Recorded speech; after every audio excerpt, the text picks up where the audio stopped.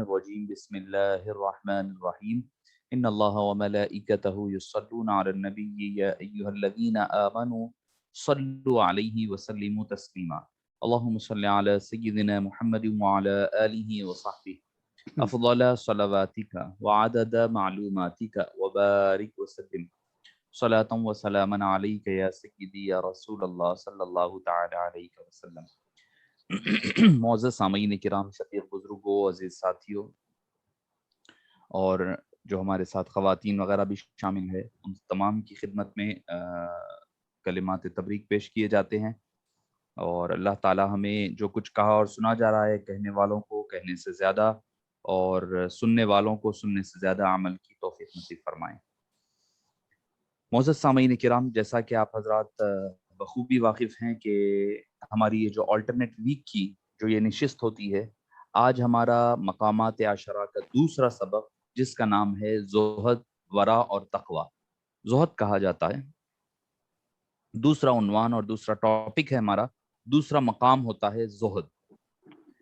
چونکہ کچھ ایسے الفاظ ہوتے ہیں جو بالکل آپ کو لگنے میں تو قریب قریب لگتے ہیں، زہد ہے، ورع ہے، تقوی ہے، ہم یہ الفاظ اکثر سنتے رہتے ہیں، تو ہمارے ذہن میں آتا ہے کہ بھئی یہ سارے ایک دوسرے میننگ، ایک ہی میننگ ہوں گے، تھوڑا ہو سکتا ہے کہ مترادفات ہوں گے۔ تو معزز سامعین کرام، ہر لفظ کا الگ معنی ہے، ہر لفظ کی تاثیر الگ ہے، ہر لفظ کا ایک مقام ہے۔ صوفیاء کرام کے نزدیک ہر ایک کا ذہن میں رکھتے ہوئے زہد کہتے کس کو ہیں، تھوڑا سا ہم گفتگو کر لیتے ہیں کہ زہد کہا کس کو جاتا ہے۔ یعنی دنیا، اہل دنیا کو چھوڑ دے، دنیا اہل دنیا کے لیے چھوڑ دے۔ زہد کہا کس کو جاتا ہے؟ صوفیاء کرام فرماتے ہیں کہ دنیا جو ہے، دنیا والوں کے لیے چھوڑ دینا، جیسا کہ انہوں نے آخرت کو جو ہے آخرت والوں کے لیے چھوڑ دیا۔ دنیا والے کیا کرتے ہیں؟ آخرت ہمارا کام کیا ہے، وہ تو اہل آخرت ہے، وہ لوگ دیکھتے ہیں۔ تو دنیا والوں کے لیے چھوڑ دینا، جیسا کہ آخرت والے جو ہے آخرت کو چھوڑ دیتے ہیں۔ اور کیسا رہنا، بزرگان دین فرماتے ہیں دنیا میں کیسا رہنا، تو فرماتے دنیا میں جو ہے شہد کی مکھی کی طرح زندگی گزارنا، کیونکہ جب وہ کھاتی ہے تو اچھی چیز کھاتی ہے، جب وہ دوسروں کو کھلاتی ہے تو اچھی چیز کھلاتی ہے، اور جب کسی چیز پر بیٹھ جاتی ہے تو اس چیز کو کوئی نقصان نہیں پہنچاتی۔ یہ ہے زہد۔ زہد کی آسان تعریف بتا رہا ہوں میں، دنیا والوں کے لیے، جیسا کہ بابا حضور علیہ الرحمٰن نے جو ذکر کیا ہے کہ زہد کا مطلب کیا ہے؟ فائدہ مند چیز اور اس کی خواہش سے کنارہ کشی اختیار کر لینا، خواہ وہ تھوڑی ہو یا زیادہ ہو، یعنی مال کی صورت میں ہو یا کوئی پوزیشن کے معاملے میں ہو یا کسی بھی اعتبار سے ہو، یعنی فائدہ مند چیز کا اس اور ان کی خواہش سے دور ہو جانا۔ یہ نہیں کہ دنیا سے دور ہونا نہیں فرمایا، دنیا میں رہنے کی اجازت ہے۔ صحابہ کرام سے بڑھ کے کون زاہد ہو سکتے ہیں؟ زہد والے کون ہو سکتے ہیں؟ تقوی والے کون ہو سکتے ہیں؟ ورع والے کون ہو سکتے ہیں؟ مگر وہ دنیا میں رہتے تھے، دنیا سے نہیں نکلتے تھے، مگر دنیا کو دل سے نکال دیتے تھے۔ اس کا نام ہے زہد، اس کا نام زہد ہے۔ یعنی آپ کو مال کی خواہش، ایسا نہ ہو ایسا کوئی کام۔ صحابہ کرام کیا مالدار نہیں تھے؟ یقیناً حضرت عثمان بن عفان تھے، حضرت عبد الرحمن بن عوف تھے، حضرت ابو بکر صدیق تھے۔ یعنی دنیا کے لیے اپنی دین کو خراب نہیں کرتے تھے وہ لوگ، دنیا کے لیے اپنی دنیا کرنا برا نہیں ہے۔ اس کی مثال کیسی ہے کہ پانی میں آپ کشتی میں سفر کر رہے ہیں، کشتی میں آپ سفر کر رہے ہیں، نہ پانی آپ کشتی میں آنے دیتے ہیں، نہ کشتی کو پانی میں لے کر جاتے ہیں۔ کشتی بھی چل رہی ہے، پانی بھی موجود ہے، پانی کو آپ کشتی کے اندر داخل نہیں کرتے، اوپر اوپر چلا کرتی ہے۔ یعنی دنیا میں رہنا کون سا زیادہ مقبول ہے؟ دنیا میں رہے، دنیا میں زندگی گزارے، مگر دنیا کو اپنے دل کے اندر داخل نہ کرے۔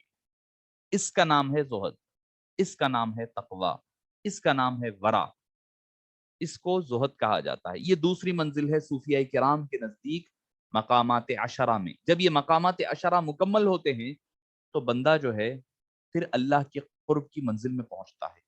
صوفیاء کرام کے جو مراتب ہے، ان مراتب کا آغاز ہوتا ہے۔ یہ آپ سمجھیں گے کہ بھئی یہ مقامات عشرہ ہم ختم کر لیں گے تو ہم تصوف کی میدان کے شہسوار بن جائیں گے، نہیں. یہ آپ اس میدان میں، جیسے کہ غالباً کون ہے اظہر صاحب ذکر کیے ہوں گے کتاب کا، غالباً پہلی نشست میں 100 میدان، یعنی ایسے ہزاروں میدان ہے، ہزاروں میدان ہے، اس کی کوئی انتہا نہیں ہے. یہ یاد رکھیں، اس کی کوئی انتہا نہیں، کیونکہ حبیب پاک خود فرمائیں وَلَلْآخِرَةُ خَيْرٌ لَكَ مِنَ الْأُولَىٰ، ہر آنے والی گھڑی پہلے گھڑی سے بہتر ہوتی ہے. تو مطلب یہ کہ بھئی یہ ہر لمحہ سفر جاری رہتا ہے، اور سفر اگر کہیں رک جائے تو بس آدمی وہاں پر رک گیا سمجھیے آپ، اس کی ترقی رک جاتی ہے، اس کے دل کی، اس کی روح کی ترقی رک جاتی ہے. آدمی یہ نہ سمجھے میرا لاسٹ پوزیشن ہے، نہیں، ابھی عشق کے امتحان اور بھی ہے، ستاروں سے آگے جہاں اور بھی ہے، ابھی عشق کے امتحان اور بھی ہے. اگر چھٹ گیا ایک نشے من تو کیا غم، مقامات آہوں فغاں اور بھی ہے. تو معزز سامعین کرام، زہد کیا ہے؟ ان چیزوں سے دور ہو جانا، اور حقیقت زہد یہ ہے کہ دنیا آخرت دونوں کی خواہش چھوڑ دینا. یہ تو عام زہد کیا ہے؟ دنیا میں فائدہ دینے والی چیز اور اس کی خواہش سے دور ہو جانا. یعنی آپ کو مال ہے، مال کی آپ کو لالچ نہیں رہنا، طمع نہیں رہنا. مال کما رہے ہیں آپ، کمائیں، ضرورت کے لیے کما رہے ہیں، ضرورت کے لیے. ایک تو صوفی کرام فرماتے ہیں، ایک اللہ والے فرماتے ہیں، جب آپ 3 دن تک فاقہ کشی گزرے، فاقہ کشی مطلب ایسا نہیں، ماشاءاللہ اب تو ہم ماشاءاللہ ہر کوئی پیٹ بھرے لوگ ہیں، ہم پیٹ بھرے ان سینس کہ بھئی کھانے پینے والے لوگ ہیں. کس کا ایک ٹائم کا فاقہ گزرتا ہے؟ ایسا نہیں کہ فاقہ بھی کیسا کہ بھئی کھانا بھی کیسا، اپنی پسند کا کھا رہے ہیں، 3 وقت کھا رہے ہیں، 4 وقت کھا رہے ہیں، 5 وقت، جب دل بولا جو دل بولا. ٹھیک ہے بھئی، اب چائے پی رہے ہیں، چائے پینے سے پہلے کچھ لائٹ اسنیکس کھا لیں گے، ایک سموسا کھا لیں گے، ایک بسکٹ کھا لیں گے، حالانکہ بھوک نہیں ہے، حالانکہ بھوک نہیں ہے. ٹھیک ہے، جائز ہے، مگر صوفیاء کرام کیا فرماتے ہیں؟ 3 دن تک مکمل فاقہ گزرے، آپ کو کھانے کو کچھ نہ ملے، اس کے باوجود آپ کی زبان پہ اف کا لفظ نہ آنا، اس کو زہد کہا جاتا ہے. زہد کس کو کہا جاتا ہے؟ 3 دن تک آپ کے اوپر فاقہ، مسلسل فاقہ کشی گزرے، اس کے باوجود آپ کی زبان پر اف کا لفظ نہ آئے. یہ ہے ابتدا، یہ ہے زہد کی پہلی منزل اور زہد کا آغاز. اچھا، میں عرض کر رہا تھا کہ ایک تو زہد یہ عام عوام کا زہد ہوا. خواص کا زہد کیا ہے؟ جس طرح دنیا کی خواہش بھی نکل گئی ہے دل سے، اسی طرح آخرت کی خواہش بھی دل سے نکل جانا. یعنی جنت ملنا مجھے، دوزخ سے بچنا، حور ملنا، غلمان ملنا، ایسا باغ رہے، ویسا محل رہے، یہ جو خواہش ہے یہ نکل جانا، یہ آخرت کی طمع نکلنا اور زہد ہے. دنیا کی زہد کیا ہے؟ دنیا کی طمع اور لالچ نہ رہے. آخرت کی زہد کیا ہے؟ آخرت کا زہد یہ ہے کہ آخرت کی طمع اور لالچ سے بھی دور ہو جائے. اب جب یہ دونوں چیزیں چھٹ جائے گی نا، نہ آخرت کی اس کو طمع ہے، نہ اس کو فائدے کی کوئی، یہ نیکی کروں گا تو یہ ثواب ملے گا، ثواب عذاب سے پرے ہو گیا، اس سے آگے بڑھ گیا آدمی، اس سے آگے بڑھ گیا، اس کی نظر صرف اللہ پر رہے، اس کی نظر صرف اللہ پر رہے. تو پھر فرماتے ہیں کہ یہ ولایت کا اختتامی منزل ہوتی ہے. ولایت کی اختتام مطلب وہاں سے پھر قطبیت، غوثیت، ابدال وغیرہ کی منازل شروع ہوتی ہے. تو بندہ جب اس منزل پر پہنچے، نہ اسے دنیا کی کوئی لالچ ہے، نہ خواہش ہے. ٹھیک ہے، جو کھانے کے لیے مل گیا ہے پیٹ بھرنے کے لیے کھا لے آدمی، جو پہننے کے لیے مل جائے پہن لے، پہن لے. ایسا نہیں کہ خراب پہنے، نہیں، اچھے سے اچھا پہنے، اور مگر اس کے لیے آدمی کو دین کو ترک کرنا نہ پڑے. جیسے مثال کے طور پر آپ کو دے دوں میں کہ اب مجھے جو ہے نماز کا وقت ہے، کیا بھائی نماز کے لیے نہیں آ رہے؟ تو بولے نہیں بھائی، میری بیوی جو ہے ہاسپٹل میں تھی، میری بیوی کی ڈیلیوری تھی، میرا بچہ کی بیمار تھا، میں جو ہے کاروبار میں مصروف تھا، نماز کو نہیں آ سکا، کچھ اور کام میں، شادی تھی، نہیں آ سکا. تو مطلب کیا ہو رہا؟ آپ کی دنیا جو ہے آپ کی دین کو افیکٹ کر رہی ہے، آپ کی دنیا دین کو افیکٹ کر رہی ہے.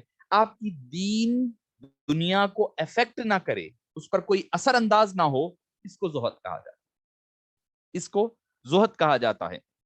تو معزز سامعین کرام، جیسے میں آپ کو مثال دیا، ایک شہد کی مکھی کی مثال ہے. یعنی جو دنیا میں شہد کی مکھی کیسا گزرتی ہے زندگی، جب وہ کھاتی ہے تو وہ کھاتی ہے پاک چیز. یعنی پاک چیز ہمارے لیے کھانا کیا ہے؟ جو حلال ہے وہ کھائے، حرام سے بچے. اور جب کھلاتی ہے دوسروں کو، شہد کھلا رہی ہے، اور کیا پاک چیز ہوگی بھائی؟ شہد سے بڑھ کر کوئی پاک چیز ہے دنیا میں؟ نہیں ہے. میٹھی لذیذ ترین چیز. جو دوسروں کو کھلائے تو پاک کھلائے، اولاد کو کھلائے تو پاک کھلائے، ماں باپ کو کھلائے تو پاک کھلائے، جن کو بھی کھلائے پاک کھلائے، اور جس چیز پر بیٹھ جائے اس چیز کو، یعنی جہاں بیٹھے آپ وہاں پر خود کا فائدہ بھی کرتی ہے، دوسروں کا بھی فائدہ کرتی ہے۔ شہد کی مکھی ایک پھل پر بیٹھی، ایک پھول پر بیٹھی تو کیا کرتی ہے؟ اپنا فائدہ کیا کرتی ہے؟ وہ وہاں سے رس لیتی ہے۔ دوسروں کا فائدہ کیا کرتی ہے؟ دوسروں کو جو پہنچاتی ہے وہ دوسروں کا فائدہ کرتی ہے، کسی کو نقصان نہیں، کسی کو تکلیف نہیں، کیونکہ آپ ایک پھول کا جب رس ہوتا کیا ہے، ایسا یہ نہ سمجھیں آپ کے بھائی رس لے رہی ہے پھول کا تو پھول مرجا جائے گا، نہیں، وہ پھول کا رس کیا ہوتا ہے، وہ ایک دن دو دن کے لیے رہتا ہے۔ جیسا ہم گلاب کا پھول دیکھو، آپ ہمارے گھر میں کھلتا ہے، کھلے بعد اس کی مدت ایک دن یا دو دن ہوتی ہے، اس کے بعد مرجھا جاتا ہے، سکڑ جاتا، خراب ہو کے جھڑ جاتے پتیاں اس کے، کیونکہ ہمارے پاس تو ہم دیکھتے گھر میں کوئی شہد کی مکھی آ کے چوستی نہیں ہے رس، تو اس کی مدت رہتی وہ ایک دن دو دن کی، تو انہیں اس کو ضائع ہونے سے بچاتی ہے، بچا کے دوسروں کے فائدے کی بات بن جاتی ہے۔ تو اسی لیے والد گرامی اکثر یہ حدیث فرمایا کرتے، خیر الناس من ينفع الناس، تم میں کے بہترین لوگ کون ہے؟ جو دوسروں کو فائدہ پہنچائے۔ تو شہد کی مکھی کیا کرتی ہے؟ وہاں بیٹھے بھی تو دوسروں کے لیے فائدے کا باعث بنتی ہے۔ زہد کی کچھ قسمیں ہیں، زہد کی کچھ قسمیں ہیں۔ زہد جو ہے حرام کاری میں زہد کرنا، یعنی کوئی حرام کام سے بچا جائے، حرام کام کرنے آپ قریب پہنچ رہی، اس سے رکنا، رک کے اپنے آپ کو بچانا، یہ زہد فرض ہے، یہ ہمارے اوپر، یہ اس قسم کا زہد اختیار کرنا یہ ہمارے اوپر فرض ہے۔ اب دوسرا زہد کیا ہے؟ یعنی کوئی کسی قسم کے شبہات پیدا ہو رہے ہیں، کسی قسم کے وسوسے ہیں، کسی قسم کا آپ کو کوئی شبہ ہوا ہے، تو اس سے دور ہو جانا آپ کے اوپر واجب ہے۔ اگر کوئی شبہ جو ہے کمتر ہے تو اس سے بچ جانا مستحب ہے۔ یعنی شبہات میں زہد کرنا معنی ایک چیز ہے، آپ کو شک ہے یہ جائز ہے یا نہیں ہے، مگر آپ کو یہ یقین ہے، شبہ جو ہے آپ کا زیادہ لے کے جا رہا، نہیں بھائی یہ جائز نہیں ہوگا، تو اس سے بچ جانا کیا ہے؟ یہ آپ کا زہد، یہ واجب قسم کا زہد ہے، واجب قسم کا زہد ہے۔ آپ کو جس کے بارے میں ڈاؤٹ ہے کہ بھئی یہ پکا حلال ہے یا حرام ہے، آپ کو یقین نہیں ہے، مگر آپ کو یہ یقین ہے کہ بھئی ہو سکتا ہے کہ یہ، مگر آپ کا جو شبہ ہے وہ شبہ جو ہے آپ کے اوپر زیادہ فورس کر رہا ہے، تو اس سے بچ جانا آپ کے لیے بہتر ہے۔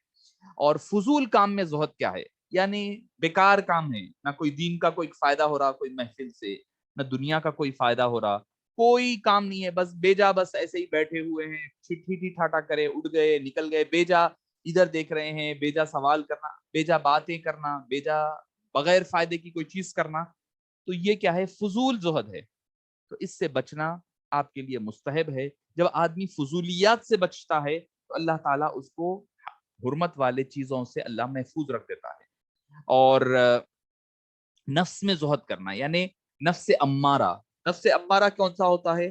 نفس امارہ وہ ہوتا ہے، کبھی اکثر آدمی کو برائی کی طرف بلاتا ہے، نفس امارہ ہر وقت آدمی کو برے کام کی طرف بلاتا ہے، اس کو نفس امارہ کہا جاتا ہے۔ اور نفس مطمئنہ، یعنی نفس مطمئنہ کس کو؟ تین نفس ہے، دیکھیے، ایک ہے نفس لوامہ، ایک ہے نفس مطمئنہ، ایک ہے نفس لوامہ۔ لوامہ، امارہ، مطمئنہ۔ امارہ کس کو کہتے ہیں؟ جو ہمیشہ برائی کی طرف بلاتا، نیکی کو نہیں، برائی کی طرف بلاتا۔ جب بندہ خالی برائی کی طرف نفس اس کا بلا رہا ہے تو ہوتا یہ آدمی کا لیول اللہ اور فرشتوں کے نزدیک ایک جانور سے بھی بدتر ہو جاتا۔ دوسرا نفس ہے نفس لوامہ، ماڈریٹ نفس ہوتا ہے، کیا کرتا؟ کبھی نیکی کی طرف بلاتا، کبھی برائی کی طرف بلاتا، یعنی آدمی کبھی نیک کام کر لیتا پھر پلٹ کر برائی کی طرف آ جاتا، پھر کبھی برائی کر کے توبہ کر کے فوری نیکی، پھر درمیان میں رہتا، کبھی نیکی کبھی برائی۔ تو ٹھیک ہے، یہ درمیانی لیول کا ہے، درمیانی لیول اللہ کے نزدیک وہ درمیانی ہوتا ہے۔ تیسرا نفس ہے نفس مطمئنہ۔ نفس مطمئنہ کیا رہتا؟ ہمیشہ آپ کو نیکی کی طرف بلاتا، وہ برائی کی طرف نہیں جاتا، نیکی کی طرف جاتا۔ یہ اولیاء کرام کا نفس ہوتا ہے، انبیاء کرام کا نفس ہوتا ہے۔ تو یہ جب نفس کا بندہ یہ لیول پر پہنچتا ہے تو اس کا مقام اور مرتبہ انبیاء کرام، ملائکہ سے بھی اونچا ہو جاتا ہے، اللہ کے نظر میں وہ ملائکہ سے بھی اونچا ہو جایا کرتا ہے۔ تو معزز سامعین کرام، نفس میں زہد کیسا کرنا؟ یعنی نفس امارہ سے بچنا، نفس مطمئنہ کو اختیار کرنے کی کوشش کرنا، اور نفس لوامہ کو مضبوط کرنا۔ یہ کرنے سے کیا ہوتا ہے؟ اللہ کی اس کا آسان طریقہ کیا ہے؟ اللہ کی یاد سے بندہ غافل نہ رہے، اللہ کی یاد میں رہے. اللہ کی یاد چلتی رہے گی نا ذہن میں، اس کے بس اللہ اللہ اللہ اللہ. جب اللہ اللہ زبان سے بول رہا، دل سے بول رہا، بولتے بولتے ایک وقت ایسا آتا ہے اس کے ذہن پر بھی اللہ اللہ طاری ہوتا، تو وہ احسان کی منزل ہوتی ہے. کیا ہوتا اس میں؟ جیسا اللہ اللہ جیسا زبان سے بول رہا، دل سے بول رہا، جب اس کے ذہن پر اللہ اللہ طاری ہو جائے گا تو کیا ہوگا؟ ارے اللہ جو میں بول رہا ہوں نا زبان سے، وہ اللہ میرے کو دیکھ رہا ہے. جو اللہ میں زبان سے بول رہا ہوں، جو اللہ اللہ میں دل سے بول رہا ہوں، وہی اللہ اللہ مجھے ہر لمحہ دیکھ رہا ہے. جب آپ دیکھیں گے مثال کے طور پر، اگر آپ کو کہیں پر پولیس والا ٹھہرا ہوا ہے کیمرہ لے کر کے پولیس والا ٹھہرا ہوا ہے اور فوٹو کھینچ رہا ہے، آپ سگنل کراس کر رہے ہیں یا کچھ کر رہے ہیں، تو آپ کیا کرتے؟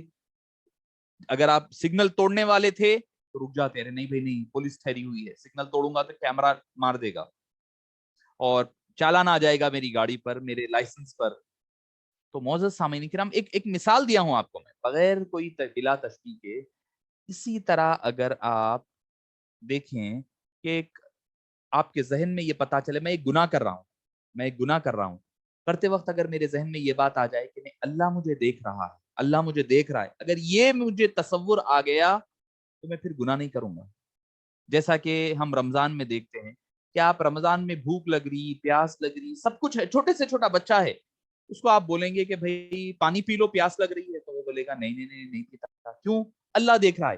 یہ جو اللہ دیکھ رہا ہے کہ یہ جو کانسیپٹ ہے، اسی کا نام احسان ہے، اسی کو احسان کہتے ہیں، اسی کو تصوف کہتے ہیں.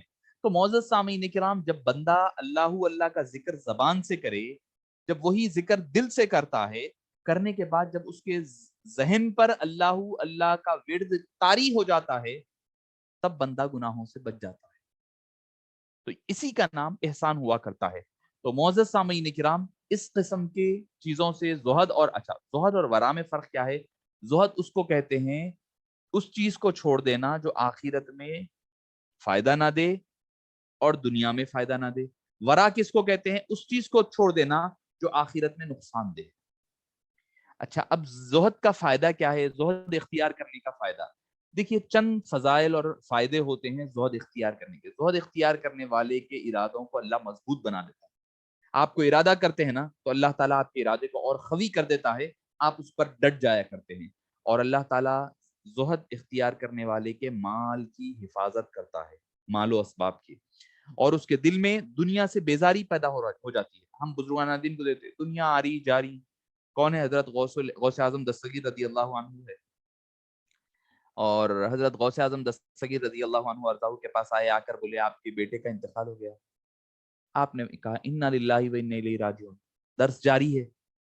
پھر ایک آدمی آیا، آ کر کہنے لگا کہ بھئی جنازہ تیار ہے. آپ نے فرمایا کہ ٹھیک ہے، غسل دینا ہے. آپ نے فرمایا غسل دے دو. آپ اپنا درس جاری رکھے ہوئے ہیں. غسل ختم ہوا، ہونے کے بعد پھر آ کر کہا حضور جنازہ تیار ہے. آپ جب اپنی محفل چھوڑ کر کے اٹھ کر جا کر بیٹے کا جنازہ پڑھا کر پھر واپس تشریف لا کر درس جاری رکھے. تو یہ جو دنیا سے بیزاری پیدا ہو جائے، یعنی ان کو پتا چل جائے کہ اللہ کی امانت تھی، اللہ نے لے لیا. اور حضرت ابو درداء رضی اللہ عنہ ارضاہ کے پاس ایک شخص آیا اور آ کر کہنے لگا کہ حضرت آپ کے گھر کو آگ لگ گئی ہے. آپ نے فرمایا انا للہ و انا الیہ راجعون. پھر کہا کہ دوبارہ آئے اور آ کر کہنے لگے کہ حضرت آگ کے شعلے آپ کے گھر کے اوپر سے اچھل رہے ہیں، اڑ رہے ہیں، نکل رہے ہیں. آپ نے فرمایا ٹھیک ہے، الحمدللہ الحمدللہ کہا. پھر تیسری بار شخص آ کر کہنے لگا نہیں نہیں، وہ بازو کے پورے گھر جل گئے مگر آپ کا ایک گھر محفوظ رہا. تو آپ نے فرمایا کہ حضرت ابو درداء صحابی ہیں. آپ نے فرمایا کہ ہاں مجھے پتا تھا، وہ اس لیے اگر اللہ لے لیتا تو اس کی امانت تھی، اگر لے لیتا تو کوئی مسئلہ نہیں تھا، مگر میں نے ایک دعا پڑھ لی ہے صبح میں، مجھے یقین تھا کہ اللہ تعالیٰ جو ہے اس سے حفاظت فرمائے گا. اللہم انت ربی لا الہ الا انت علیہ توکلت وانت رب العرش الکریم ما شاء اللہ کان وما لم یشاء لم یکن ولا حول ولا قوۃ الا باللہ العلی العظیم. یعنی میں نے یہ دعا پڑھ لی ہے آپ صلی اللہ علیہ وسلم نے جو سکھایا تھا. میں انشاءاللہ وہ دعا آپ لوگوں کو ٹائپ کر کے بھیج دوں گا تاکہ پڑھنے کے لیے آسانی ہو جائے. یعنی وہ ملتی جلتی ہے سید الاستغفار سے. اچھا، تو میں عرض کر رہا تھا دنیا سے آدمی بیزار ہوگا اور دنیا اس کے پاس زاہد کے پاس آئے گی بھی تو دنیا ذلیل اور خوار ہو کر کے آئے گی. اور کیا ہوگا؟ اللہ تعالیٰ جو ہے زاہد کو حکمت عطا فرماتا ہے، وہ اللہ سے زاہد سے اللہ محبت کرتا ہے، اور جس دل میں ایمان اور حیا موجود ہو اس میں زہد اور تقوی اللہ تعالیٰ جما دیتا ہے. یعنی زاہد کے دل کو اللہ اپنے ایمان سے منور فرما دیتا ہے، اور اس سے زاہد کو دنیا سے صحیح سلامت نکال کر جنت کی طرف لے جاتا ہے اور اس کا خاتمہ بہتر فرما دیتا ہے. حضرت سفیان ثوری رضی اللہ عنہ سے پوچھا گیا کہ زہد کہتے کس کو ہیں؟ آپ نے فرمایا لمبی امید نہ لگانا زہد ہے. یعنی کوئی امیدیں ہیں بنا کر، ہاں بھائی بنگلہ بنے گا، پھر اس کے بعد گاڑی ہوگی، گاڑی کے بعد فلاں ہوگا، بچے کی شادی ہوگی، فلاں ہوگا، فلاں، لمبی امیدیں لگا کر بیٹھے ہیں. حضرت حسن بصری سے پوچھا گیا رضی اللہ عنہ وارضاہ سے کہ زہد کیا ہے اور زاہد کون ہے؟ تو آپ نے فرمایا وہ شخص ہے جس کو دیکھے تو کہے یہ مجھ سے افضل. یعنی وہ زاہد وہ ہے جو کسی کو دیکھے تو کہے کہ وہ مجھ سے افضل ہے، یعنی جس سے ملے وہ کہے یہ فلاں شخص مجھ سے افضل ہے، اس کا نام زاہد ہے. ایک اور بزرگ فرمایا کرتے کہ رزق حلال کی تلاش کرنا جو ہے یہ زہد ہے. حضرت امام غزالی علیہ رحمت والرضوان سے پوچھا گیا تو آپ نے فرمایا آخرت کے لیے دنیا ترک کرنے والے کی مثال ایسی ہے جیسے کوئی آدمی جو ہے ایک بادشاہ کے دروازے پر گیا، دیکھا کہ وہاں پر ایک کتا موجود ہے، وہ کتا اندر جانے سے روک رہا، تو وہ شخص کیا کرا؟ اس کتے کے آگے کیا کرا؟ ایک روٹی کا چھوٹا سا لقمہ ڈال دیا، ایک ہڈی گوشت کا ٹکڑا ڈال دیا، اور جب وہ کھانے میں مشغول ہو گیا کتا، یہ اندر چلے گیا، اور پھر وہ بادشاہ کے جا کے ملا بھی اور بادشاہ کا قرب نصیب ہو گیا اسے، یہاں تک کہ پوری سلطنت میں جو ہے اس کا حکم جاری ہو گیا. یعنی یہ بادشاہ کا قریب بندہ ہے، بادشاہ کے قرب میں رہنے والا ہے. امام غزالی فرماتے ہیں تمہارا کیا خیال ہے کہ وہ شخص جو ہے، وہ شخص بادشاہ پر اپنا احسان سمجھیں گا کہ بھئی اس نے قرب پانے کی عوض جو ہے میں نے اس کے آگے کتے کے آگے جو ہے ایک روٹی کا یا گوشت کا ٹکڑا ڈالا؟ تو آپ یہ فرمانے کے بعد فرماتے ہیں نہیں، ایسی بات تو نہیں ہے، آپ بادشاہ پہ جا کے احسان نہیں جتا سکتے. امام غزالی فرماتے ہیں شیطان بھی ایک کتے کی طرح ہے، شیطان اس کتے کی طرح ہے جو اللہ کے دروازے پر موجود ہے، بیٹھا ہوا ہے، اور لوگوں کو اللہ کے دربار میں داخل ہونے سے روک رہا ہے. اگرچہ اللہ کی رحمت کا دروازہ ہمیشہ کھلا ہوا ہے، پردے اٹھے ہوئے ہیں، ہر کسی کو داخلے کی عام اجازت ہے، دنیا اپنی تمام نعمتوں سمیت روٹی کے ایک لقمے کی طرح ہے. یعنی دنیا کی ساری نعمتیں، خواہشات، تمنائیں جو ہے وہ ایک روٹی کے لقمے یا وہ گوشت کے ٹکڑے کی طرح ہے. اگر تم اسے کھا لو تو اس کی لذت جو ہے، اس کا ٹیسٹ جو ہے صرف چبانے کی حد تک ہے محدود، حلق سے نیچے اترا اس کی لذتیں ختم ہو گئی، معدے میں وہ جو ہے جائے گا تو بوجھ بنے گا، آخر کار گندگی بن کر کے، نجاست بن کر کے وہ باہر نکل جائے گا. انسان اسے اپنے جسم سے باہر نکالنے پر مجبور ہے. اگر ایک آدمی جو لقمہ کھا لیتا ہے، اب کھائے بعد وہ معدے پر بوجھ ہے، اب جس طرح جلدی ہو سکا اجابت کے ذریعے سے وہ نکالنے کی کوشش کرے گا. امام غزالی فرماتے ہیں وہ شخص ایسی حقیر چیز کو بادشاہ کا قرب پانے کے لیے چھوڑ دے، اور بھلا وہ چھوڑ دے گا تو اس کے لیے کتنا نہیں فائدہ ہوگا. یعنی وہ دنیا کی لذتیں شیطان کے آگے ڈال دے اور قرب مولا کے دربار میں پہنچ جائے. تو معزز سامعین کرام، اس کو زہد کہا جاتا ہے، اس کو تقوی اور ورع، زہد اس کو کہا جاتا ہے. یعنی طالبان حق کے لیے ضروری ہے کہ ان کی خواہشات جس طرح دنیا سے ٹوٹ جاتی ہے اسی طرح آخرت کی خواہشیں بھی ٹوٹ جائے، وہ سوائے اللہ عز و جل کے کسی چیز سے مطمئن نہ ہو. یعنی جو کرے اللہ کی رضا کے لیے کرے، جو کرے سالک کیا گناہوں سے بچنا اور لغزشوں سے نکلتا ہے تو اسے ہوس کا رنگ جو ہے اس کے آئینے کے دل پر چڑھ جاتا ہے. تو آدمی کیا کرے؟ اسی لیے تو محدث دکن علیہ رحمت و رضوان بھی فرمایا کرتے زاہد کے معنی ہیں دنیا کی لذتیں اور اتباع نفس سے پرہیز کرے. دنیا میں زاہد کی رغبت آخرت کی کنجی ہے. جس نے دنیا میں زہد اختیار کیا وہ دنیا آخرت دونوں کا مالک ہو گیا. یعنی دنیا میں اپنی خواہشات کو ختم کر دینا، دنیا نہیں چھوڑنا، میں پھر بول رہا ہوں، میں دنیا نہیں چھوڑنا، دنیا کے لیے کھپ جانا یہ برا ہے. دنیا کے لیے کھپ جانا یہ برا ہے. دنیا کرنا یا دنیا میں رہنا برا نہیں ہے، نہ دنیا کرنا برا ہے. دنیا کرنا، مگر دنیا کے لیے دین کو ترک کر دینا، دین کو چھوڑ دینا، یہ ہے برا جو آدمی کو اپنے پروردگار سے دور کر دیا کرتا ہے. تو معزز سامعین کرام، ہمارا یہ دوسرا سبق تھا یہ دوسرا سبق تھا، وہ کیا تھا؟ زہد. زہد کہتے ہیں کہ آخرت کے لیے دنیا کی خواہشات کو چھوڑ دینا اور اللہ کی رضا کے لیے آخرت کی خواہشات کو چھوڑ دینا. آخری بات کہہ کر اپنی گفتگو ختم کر دوں. جیسے کہ حضرت رابعہ بصری کو دیکھا گیا کہ ایک ہاتھ میں پانی ہے، ایک ہاتھ میں انگار لے کر جا رہی ہے، آگ لے کر کے. لوگوں نے پوچھا کہ آپ کہاں جا رہی ہے؟ تو آپ نے فرمایا کہ یہ میں پانی سے دوزخ کو بجھانے جا رہی ہوں اور یہ آگ سے جنت کو جلانے جا رہی ہوں. پوچھا کیوں؟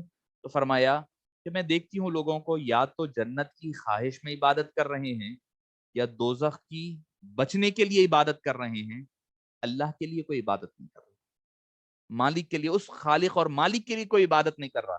جو بھی کر رہا ہے یا تو دوزخ سے بچنے کے لیے عبادت ہو رہی یا جنت کو پانے کے لیے عبادت ہو رہی. ہمیں عبادت میں مزہ آنا نہیں ہے، مزے کے لیے عبادت نہیں ہونا. نہیں بھائی نماز میں میرے کو مزہ آ رہا تو میں نماز پڑھ رہا ہوں، نماز میں مزہ نہیں آ رہا تو نماز نہیں پڑھ رہا ہوں. نہیں، اللہ کے لیے ہونی چاہیے، اللہ کے لیے ہونی چاہیے. یہی آج کے ہماری نشست کا اور گفتگو کا خلاصہ ہے کہ اللہ کے لیے جو کرے اللہ کے لیے کرے، اللہ کی رضا کے لیے، اللہ خوش ہو، بس یہ اصل مقصد رہے.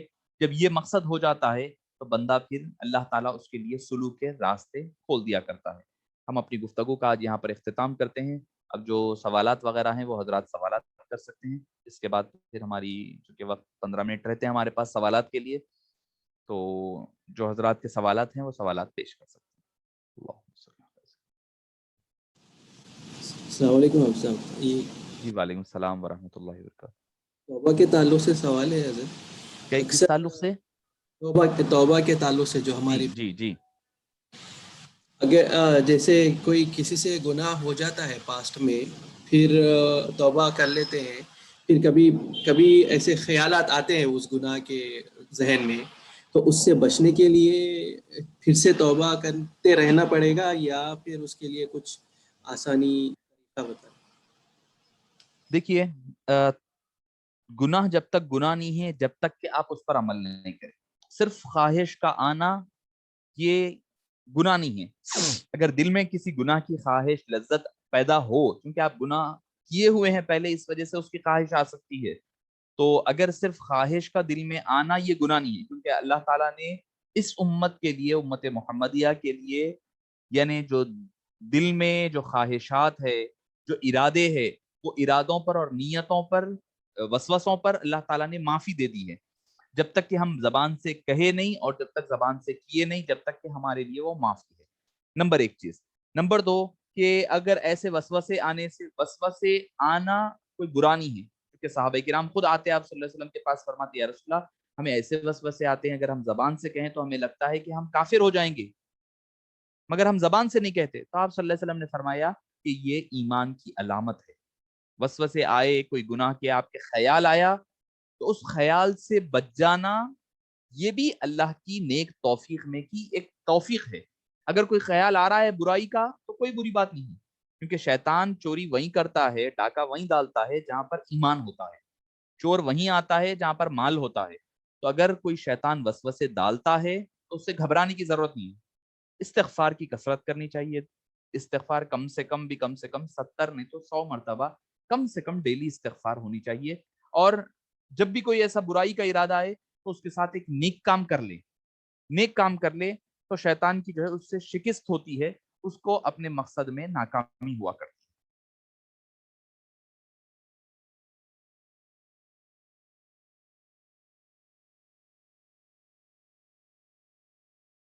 اور کوئی سوالات ہیں تو آپ حضرات کر سکتے ہیں.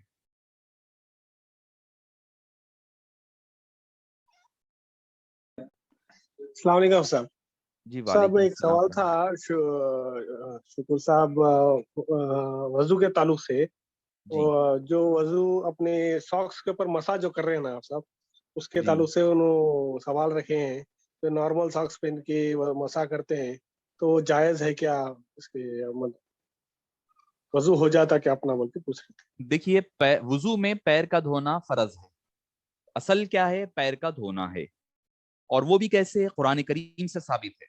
قرآن کریم میں 2 مقامات پر آیا فَغْسِلُوا وُجُوهَكُمْ وَأَيْدِيكُمْ وَأَرْجُلَكُمْ، اپنے چہرہ دھو، ہاتھ دھو اور پیر دھو. قرآن کا حکم ہے. قرآن کا حکم جو ہے عمومی طور پر نہیں توڑا جا سکتا، نہیں ٹوٹتا. اور اب رہی بات حدیث ہے، چونکہ ایک حدیث میں یہ ہے کہ آپ صلی اللہ علیہ وسلم جوارب پر مسح کرتے تھے، خف پر مسح کرتے تھے. خف کس کو کہتے؟ یا تو چمڑے کا رہنا، وہ موزہ ساکس جو ہے چمڑے کا رہنا، یا پھر اتنے موٹے کپڑے کا رہنا جس پہ پانی ڈالتے فوری طور پر پانی اندر نہیں جا سکنا. اگر گیا اور بغیر جوتے کے آپ اس کے اوپر باہر روڈ پہ پھر سکنا، چل پھر سکنا آرام سے بغیر کوئی تکلف کے. اگر آپ کو نیلون کے اور جو کپڑے کے کاٹن کے ساکس رہتے آپ اس کے اوپر آرام سے سفر نہیں کر سکتے. تو لہٰذا اور کوئی ایسی حدیث نہیں ہے، صرف ایک حدیث ہے، وہ بھی حدیث ضعیف ہے کہ کپڑے کے موضوعوں پر آپ صلی اللہ علیہ وسلم نے مسح کیا ہے. تو اب وہ حدیث جو ہے، وہ حدیث سے آپ قرآن کا حکم تبدیل نہیں کر سکتے. قرآن کے حکم کے لیے قرآن کا حکم سب سے اعلیٰ ہے. اس میں امینڈمنٹ لانے یا اس میں چینج لانے یا پھر اس میں کوئی ایکسکیوز لانے کے لیے صحیح وہ بھی متواتر حدیث ہونا پڑتا. جو حدیث یہ لوگ پیش کرتے ہیں اہل حدیث حضرات، وہ حدیث جو ہے متواتر نہیں ہے، وہ حدیث خبر واحد یعنی ایک سنگل صحابی کا نریشن ہے، وہ ایک سنگل صحابی کا نریشن ہے. وہ بھی آپ صلی اللہ علیہ وسلم کے بارے میں نہیں، ہم آپ صلی اللہ علیہ وسلم کے دور میں دیکھا کہ لوگ ایسا کرتے تھے، تو وہ غلط بھی ہو سکتی، صحیح بھی ہو سکتی. تو جو کپڑے کے ساکس ہے، نیلون کے ساکس ہے، کاٹن کے ساکس ہے، اس کے اوپر مسح کرنے سے نماز نہیں ہوتی. اگر کوئی امام ایسی نماز پڑھایا تو وہ نماز کو دہرانا پڑے گا. اگر ہم کوئی نماز ایسی پڑھ لیے ہیں تو ہمیں بھی وہ نماز کو دہرانا پڑے گا. ساکس کاٹن کے نہیں بلکہ موٹے کپڑے کے یا پھر لیدر کے رہے تو ویسے ساکس کے اوپر مسح جائز ہوگا. سفر کرنے والوں کے لیے 3 دن 3 راتیں، گھر کے پاس عام شہر میں رہنے والوں کے لیے 1 دن 1 رات جائز.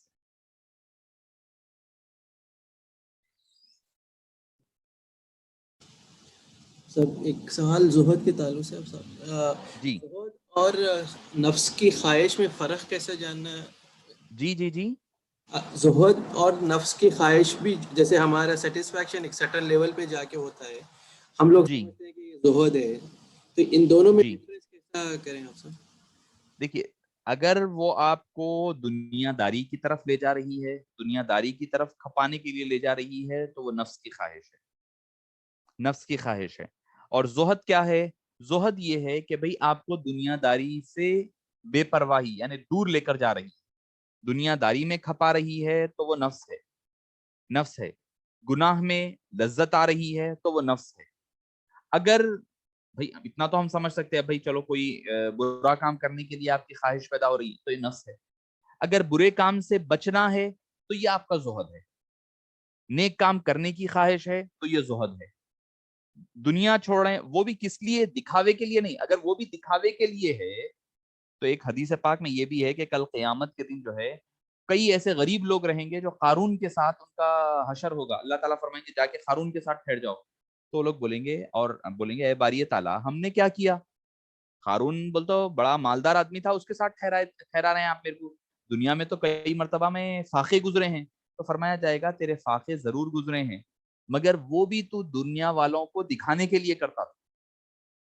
خواہش تو دل میں تھی، خواہش تھی اگر مل جاتا تو میں جو ہے سب یہ چھوڑ چھڑا کر کے میں یہی دنیا داری میں کھپ جاتا. تو وہ اگر آپ کا مقصد دنیا داری بن رہا ہے اور دین سے دور کر رہا ہے، آخرت نہیں دنیا کی تمام کھپا رہا ہے، تو وہ آپ کو نفس کی خواہش ہے اور ہوس کہلایا جائے گا.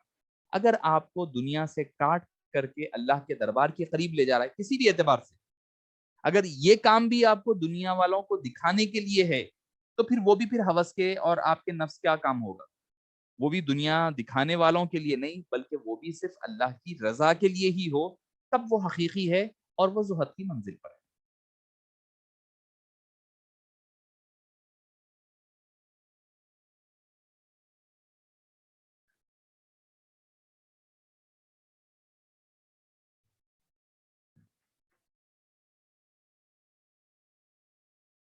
اگر کوئی ہیں سوال تو کر سکتے ہیں، غالباً 2-3 منٹ باقی رہے ہیں، چونکہ ہم یہی کرے ہیں کہ بھئی اگر مقامات عشرہ کا بھی رہے گا تو ہم ایک آدھا گھنٹہ مقامات عشرہ کا رکھیں گے. اس کے علاوہ جو سوالات رہیں گے ہم 15 منٹ جو ہے سوالات چاہے مقامات عشرہ سے متعلق ہو یا کوئی عام سوال بھی ہیں تو کیا جا سکتا ہے.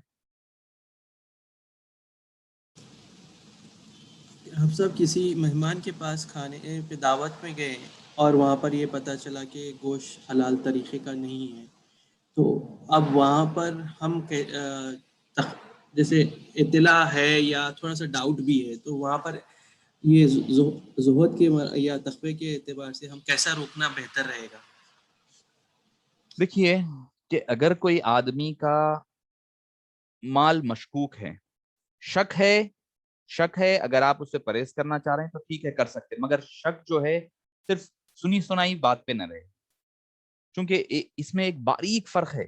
ایک یہ کہ بھئی اگر ہم کسی پہ شک کا ہے، الزام لگا رہے ہیں، اگر ہمیں اس کا علم نہیں ہے تو ہم جو ہے بہتان تراشی ہو جائے گی۔ ایک طرف بہتان ہے، ایک طرف زہد ہے، ان دونوں کے درمیان باریک فرق ہے۔ اگر آپ کو یا تو آپ نے خود تحقیق کی ہے کہ اس کا مال جو ہے مشکوک ہے، یہ جو ہے حلال حرام ہے، یا پھر آپ کو کوئی مضبوط آدمی نے بتایا ہے، یعنی نیکوکار آدمی جس پر آپ بھروسہ ریلائی کر سکتے ہیں، ریلائبل پرسن ہے، اس نے آپ کو بتایا کہ بھئی ان کا مال جو ہے حرام ہے، تو ایسی صورتحال میں آپ اس سے پرہیز کرنا پڑے گا۔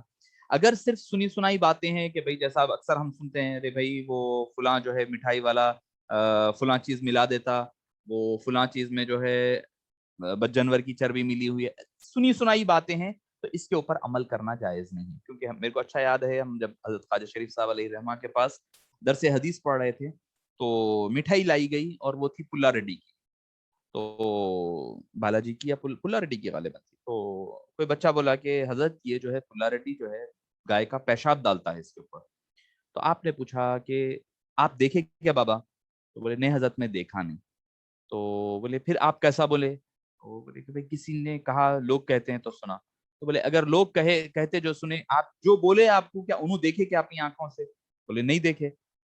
اگر جو بولے انہوں آ کے آپ کو شرعی قسم کھا کر کے شرعی گواہی دینے تیار ہے تو میں فتویٰ دوں گا کہ یہ حرام ہے جب تک کہ یہ حلال ہوگی، کیونکہ اگر میں کہہ دوں گا کہ یہ چیز حرام ہے، یہ چیز جائز نہیں، تو ہوگا کیا کہ لوگ ان کا نقصان ہوگا، اور ان کے کاروبار پر اگر نقصان ہوگا تو میرے ذمہ ان کا گناہ رہے گا۔ تو جب تک کہ ہم دیکھ لے نہیں یا معتبر ذرائع سے نہ پتا چلا، جب تک کہ وہ ہمارے لیے حلال ہے۔ ہاں اگر آپ اپنے طور پر پرہیز کر لینا چاہ رہے ہیں تو یہ آپ کا اپنا زہد ہوگا، آپ دوسروں کو نہیں بول سکتے کہ بھئی یہ اس سے پرہیز کریں۔ اگر مشکوک بھی ہے تو ان کی زیادہ کمائی حلال کی ہے اور تھوڑی کمائی میں مکس ہے، تو جو زیادہ ہے اس کا اعتبار کرتے ہوئے ہم وہ دعوت میں شریک ہو سکتے ہیں، ہم وہاں پر کھا سکتے ہیں۔ ہاں اگر آپ کو یہ شک ہے کہ بھئی جو جان